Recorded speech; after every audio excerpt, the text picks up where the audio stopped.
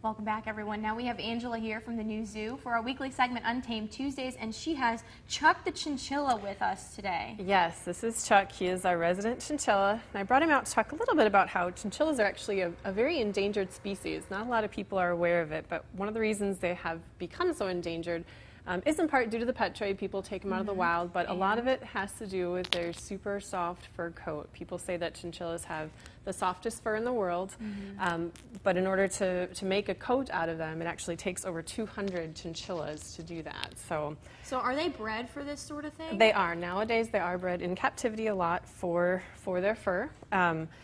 That being said, there were actually once upon a time 3 different species of chinchillas. One is completely extinct. One is completely extirpated, which means that they are extinct in the wild and only exist in captivity. And then the other one is the one that you commonly find in the pet trade and also, breeding for furs. That's this guy right here, which is the long-tailed chinchilla. Now, where do chinchillas exist in the world? They're native to South America, up in the Andes Mountains. So their fur is actually a great adaptation to help them stay warm way up in the mountains. High altitudes, it gets very chilly. That fur gives them a wonderful layer of insulation, but it's also very sensitive to things like water. They can't get wet.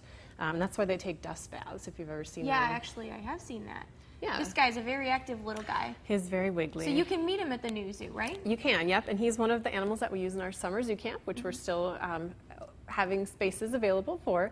It starts on July 8th. It runs through the month of July, Mondays through Fridays. And again, we have programs for kids starting up in 5K, going all the way up to 7th grade. So it's definitely, now's the time to call to book those. If you haven't booked summer camp for your kids yet, they're day camps, great programs, and it'll be a lot of fun. Thank you, Angela. I know you brought Chuck in just for me because I requested a chinchilla, so yes, thanks for bringing him in. We'll be right back after this.